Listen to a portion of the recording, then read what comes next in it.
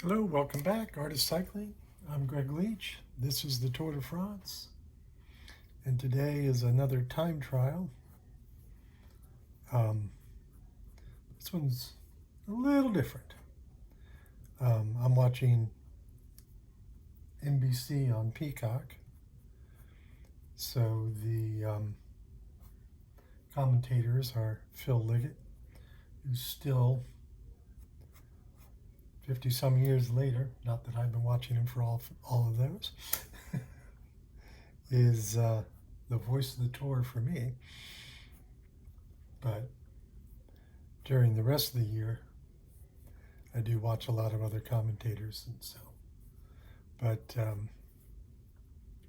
still, they claim, he and Bob Roll, that this is the shortest time trial in Tour de France history. I'm wondering if the caveat on that is stage as opposed to prologue, because I'm sure, well, convinced, but I don't have a statistician working with me, that there have been shorter prologues, which count in the 21 stage count, but sort of aren't considered a prologue. And of course, the persona non grata won the one I'm thinking of. But this is only just shy of 11 kilometers, but it is almost entirely uphill. And for those who don't know, the time trial is a race against the clock. You normally ride alone. Riders start a minute and a half apart. And occasionally, the rider from behind, in this case Sepp Kuss, catches the guy who started in front of him, Simon Yates in this case. This is his twin brother Adam, rides for a different team. It is adds to the fraternal rivalries that they ride on the two primary candidates for winning the tour, perhaps even winning the stage today. So Adam is on Pogacar's team, and Simon is on Jonas Vingegaard's team. So, as I say, you're supposed to ride alone, and there is even rules to passing. Now, for the image, I did get them a little closer together, but you can't draft off of the person you're overtaking. And it's particularly frowned on if it happens to be teammates. But I do think Sepp swung out far enough that there won't be any problems with it.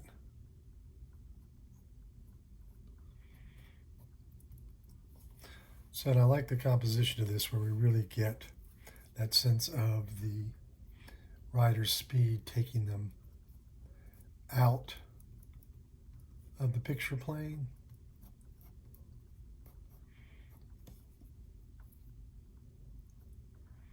Compositional rules be damned, first off. If you can make it work, it works. But you would normally have space in front of the rider so that you could, sort of see them. But one, I did a horizontal instead of vertical image. That's always your first choice on a composition. How shall I orient this piece? And that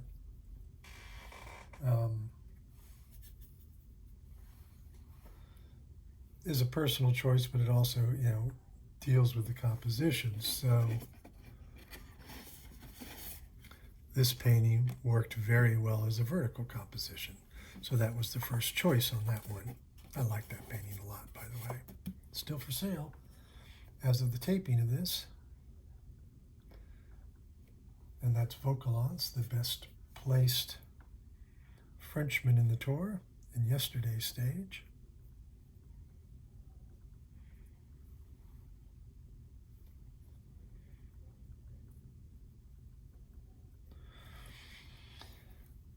So it is a little odd to see two teammates coming to, and they are almost at the finish line. This race stage ends on an airstrip, which I've seen many wonderful battles fought out in the past. Pops to mind is a South African rider winning on Nelson Mandela Day on this same course. Way back, the now retired, no, not retired, in the race, Warren Barguil, French rider, won here. I believe that was on Bastille Day, the last Frenchman to win on Bastille Day. And the airstrip has been nicknamed the 007 because there was a very famous Bond scene filmed on this course. Because the airfield, you come up this hill that they're just about to crest, and then the runway ends and the mountain drops away, so you're airborne, and if you don't have enough speed, you're in deep doo-doo. Realize most of the fans here have yellow hats on. I think I've talked about it before, but the organizers pass out souvenirs. Now, of course, they had to be way ahead today because the time trial, like I say, is raced first in 1.5-minute intervals, and then at the end, when the favorites hit the course, they go at 2-minute intervals. But I believe there's roughly just under 180 guys still on the tour. So you do the math, but it's roughly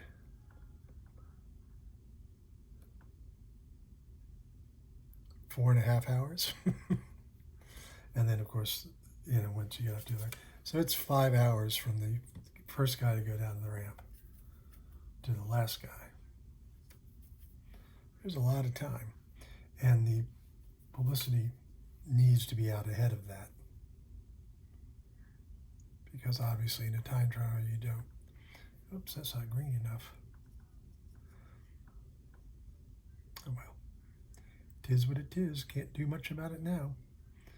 It does bring up the whole thing about watercolors is there's not a whole lot of correcting. And also, as you may have noticed, I'm using a permanent marker to lay these out.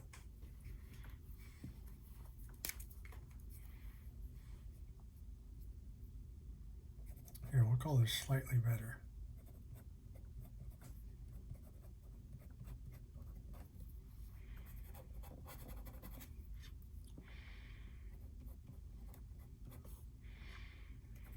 Happens a lot when I'm doing these that I forget to sign and title, which I normally do prior to the painting because of ink drying. Now I use these felt tips rather than India ink just for that reason, because I don't want to wait for the ink to dry, because as soon as you run the watercolor through it, you're going to end up with a big bloppy mess. And let's face it, I don't want that. I just forgot something else too, but that can be corrected later.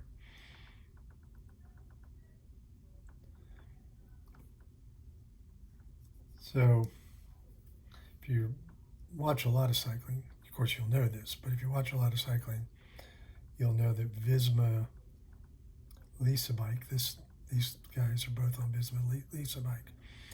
Their non-Tour de France kit is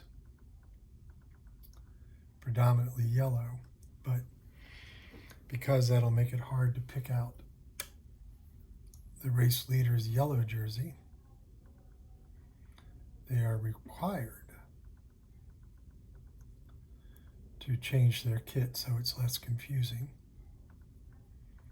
So that's why they're predominantly in black, and they've done all sorts of interesting. 2 years ago, it was a multi-colored brown tone camouflage-esque kit, which was pretty tough to paint. Last year it was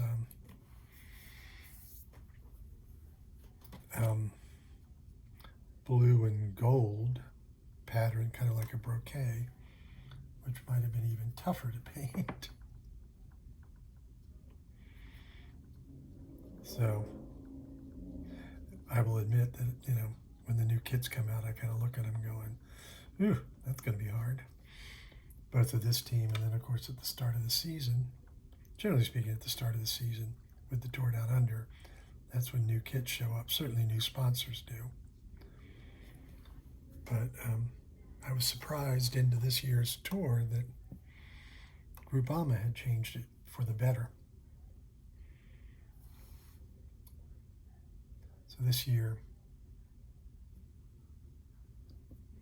one of the teams, NES Grenadiers, whose kit over the years and their various permutations of sponsors has always been one of the better kits. And then this year they came out, they picked up a new sponsor of Total Energies, and they just really blew the kit. I mean, it's awful. I would say that maybe that's why I haven't painted them much, but they also haven't really lit up the race. They used to be such a dominant team. And for a couple of years running now, they haven't really lit things up. One of their guys who's won the Tour back in 2018 is racing his final race, and I have painted him. I don't think that painting's sold yet. Garrett Thomas. So as I approach the end of this, we'll love to hear your comments, what you think. Do you have any questions I can cover in the next videos? I do appreciate the remarks I'm getting from a couple of folks. I've mentioned you all before, but keep it up. And it is interesting that most of the people I'm hearing from are not really tour watchers. Some are, but more artists or aspiring artists. There was something on my brush. So let me scrub that a little bit. There we go. And that's another reason for making the strokes follow the course. Not very chromatically interesting painting, black and gold, but then that's the team colors. So this is the painting for today. It will be for sale later, as is all of my tour work, everything you can see. And, oops, little piece of roadway there. See, takes a moment. Always good to sit and look at your work for a second. So, subscribe, because I will follow up the men's tour with the women's. So you'll want to see all that as it plays out. Thanks for watching, guys. I do appreciate it.